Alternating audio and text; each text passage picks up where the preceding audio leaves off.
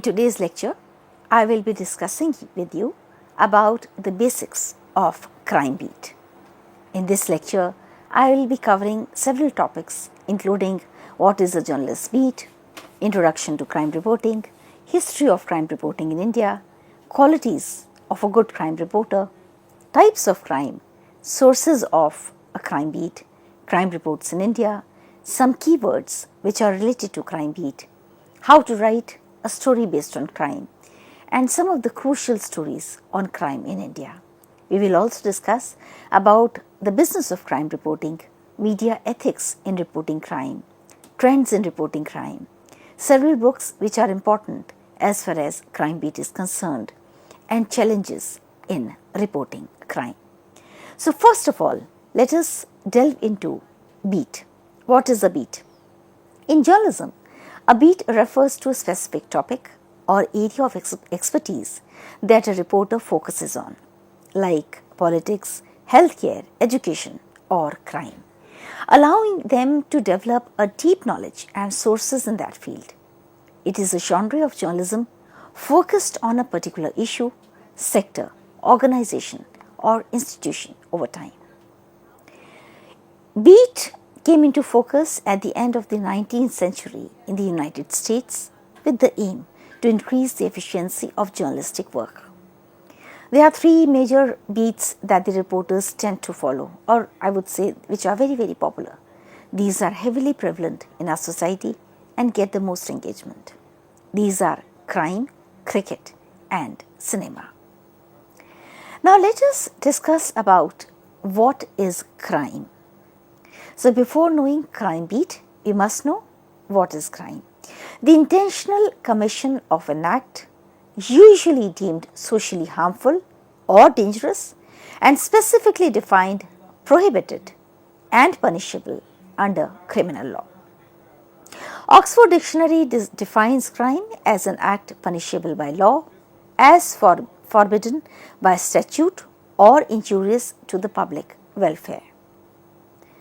Sir William Blackstone, in his Commentaries on the Laws of England, defined crime as an act committed or omitted in violation of public law, forbidding or commanding it.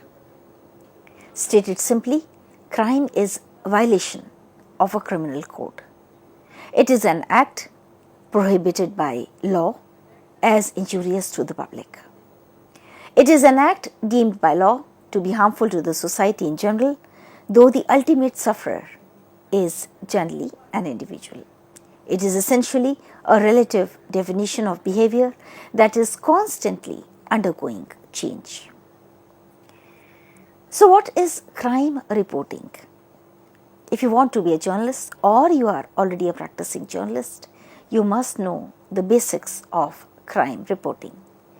Crime reporting is an integral part of journalism, shedding light on societal issues, holding authorities accountable, raising public awareness. In India, a country with a rich cultural and political history, crime reporting has undergone significant changes. Crime reporting in India holds a very special space in country's media landscape, reflecting the intersection of law, society, and justice. From its origin during the colonial era, when newspapers documented crimes to expose injustices under British rule, to the modern age of digital and broadcast journalism, crime reporting has evolved as a powerful tool for accountability and reforms. From colonial era journalism to modern digital media, crime reporting in India mirrors the evolution of both media and the society. In a nation as diverse as India, crime reporting often sheds light on the socio-economic and cultural dynamics underpinning criminal activities, addressing issues such as corruption, gender violence, communal tensions, and organized crime. The role of the media in shaping public perception, influencing policy, and holding institutions accountable cannot be overstated. However, the essential aspect of journalism also raises questions about ethics, sensationalism, and privacy, requiring a delicate balance to serve the public interest without compromising integrity. Crime reporting in India is not just about documenting incidents, but about fostering justice, awareness, and change in a rapidly transforming society. This lecture explores the historical journey of crime reporting, the role of the media revolution, ethical challenges, and notable case studies. So, why is it important for a student of journalism to know about crime reporting? Actually, crime reporting is a crucial skill for journalism students to understand, as it plays a significant role in informing the public and shaping societal awareness. For journalism students, it is vital to learn how to handle sensitive topics with responsibility, balancing public interest with the rights of individuals involved. Crime stories often come with emotional and ethical challenges or dilemmas, requiring journalists to avoid sensationalism and focus on fact-based reporting. This is very, very important. Journalists or the students must understand how to cover such cases without jeopardizing justice or privacy. Crime reporting helps foster critical thinking about the role of media in shaping public opinion, judicial outcomes, and the overall perception of justice in society.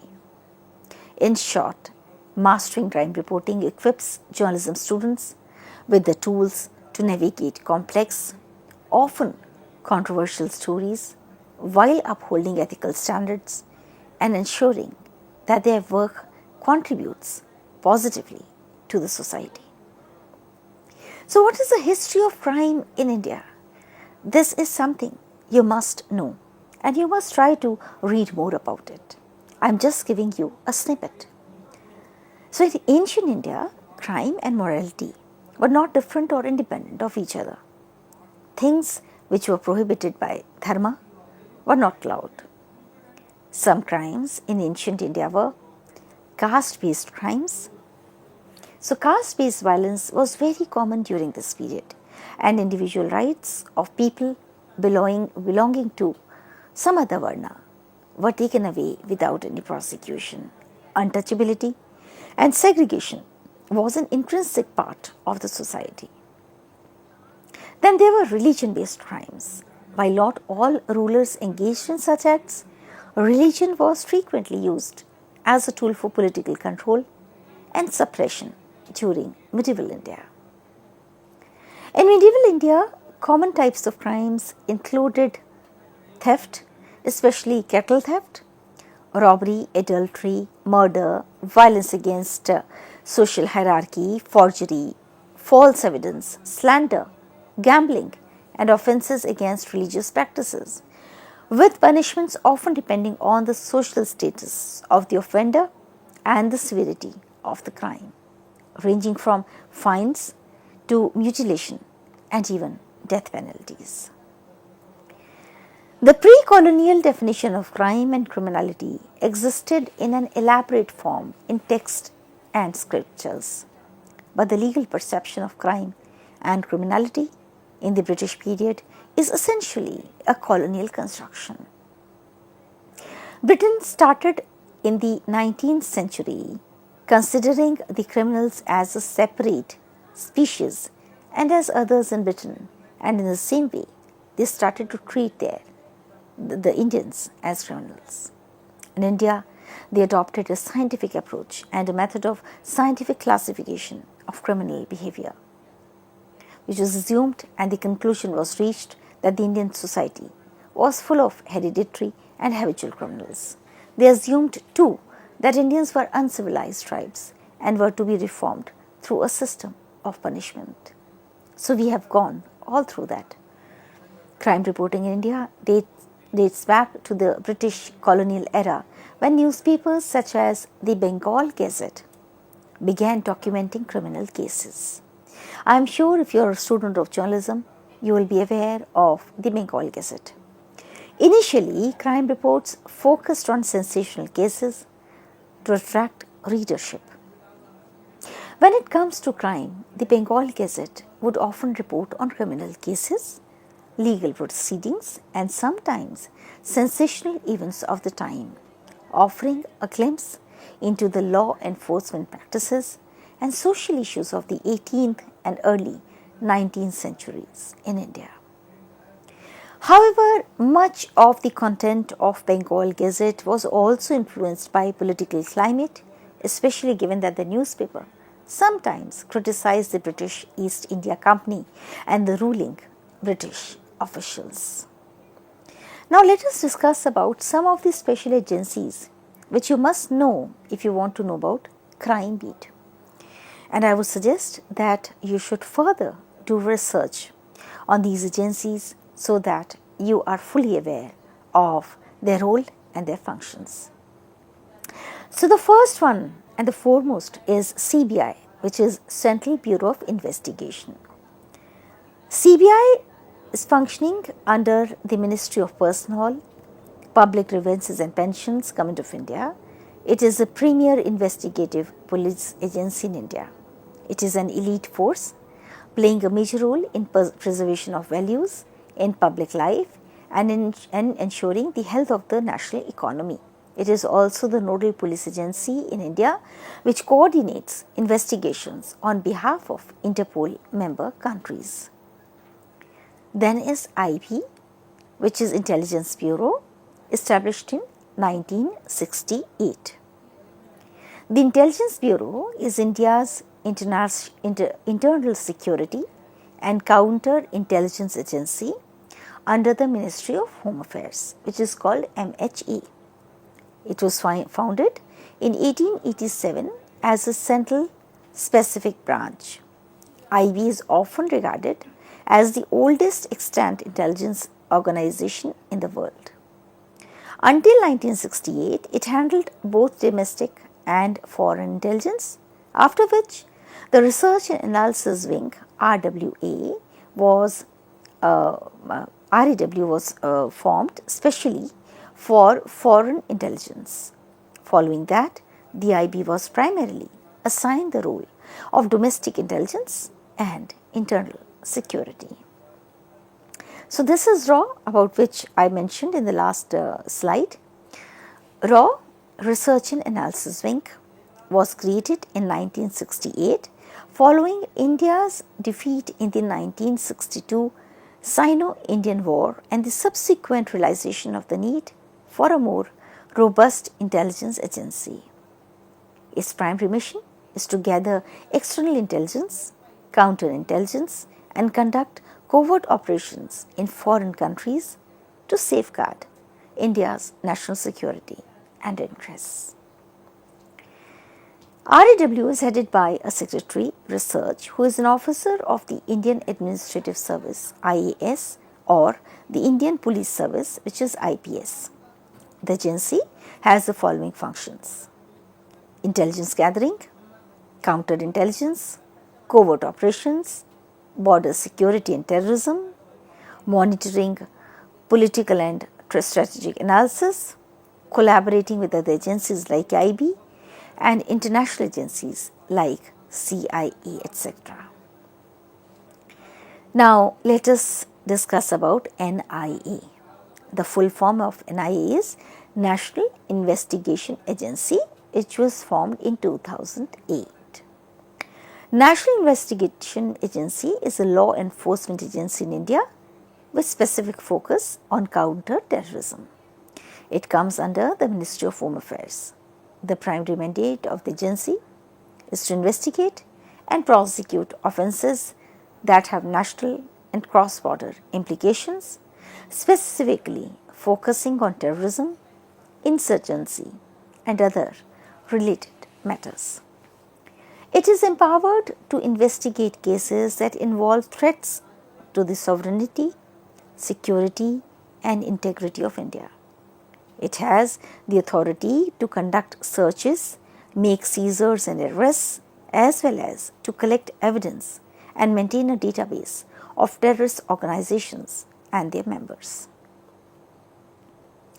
The agency came into existence with the enactment of the National Investigation Agency Act 2008 by the Parliament of India on 31st December 2008, which was passed after the deadly 26/11 terror attack in Mumbai. Such an attack revealed the failure of intelligence and ability to track such activities by existing agencies in India. Hence, the Government of India realized the need for a specific body to deal with terror-related activities in India, thereby establishing the NIA. Then is forensic sciences. I am sure you would have heard about this several times or read about it also in the past. Forensic science is the application of the methods of the natural and physical sciences to matters of criminal and civil law. Forensic science can be involved not only in investigation and prosecution of crimes such as rape, murder and drug trafficking, but also in matters in which a crime has not been committed, but in which someone is charged with a civil wrong, such as willful pollution of air or water or causing industrial injuries. Almost any science can be a forensic science because almost any science can contribute to solving a crime or evaluating a civil harm. In fact, with few exceptions, forensic sciences are no different in what they study than traditional sciences. The only difference is that forensic scientists apply the methods and techniques of established sciences to legal matters. Some major areas under forensic sciences are forensic anthropology, which is the study of human remains to help solve criminal cases. Then criminalistics, it involves collecting, identifying and comparing evidence from crime scenes. Forensic odontology, branch of forensic science that uses dental knowledge to identify people and analyze dental evidence in legal settings. Then there is psychiatric and behavioral science, toxicology, forensic entomology, forensic pathology.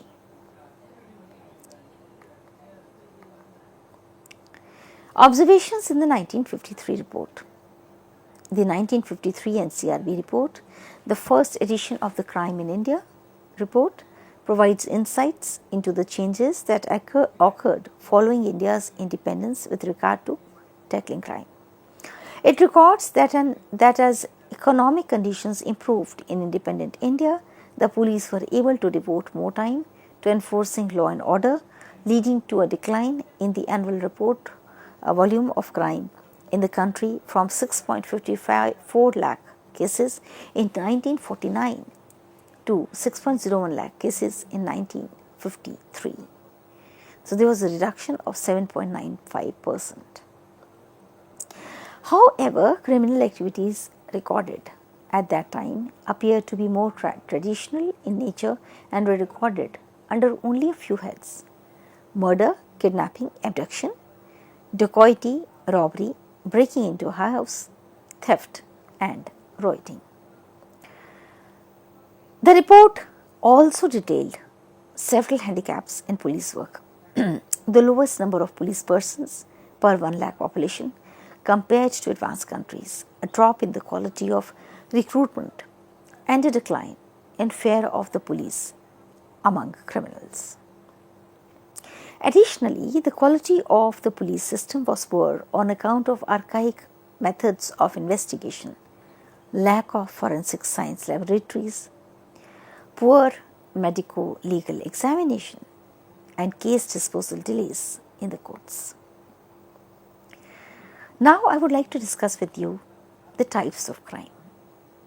Crime can be broadly categorized into personal, organized, political, and cybercrime.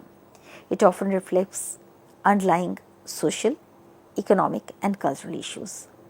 In India, crimes like domestic violence, corruption, and communal violence are deeply rooted in socio-economic disparities. The media's role is to highlight these characteristics, contributing to public discourse and policy making.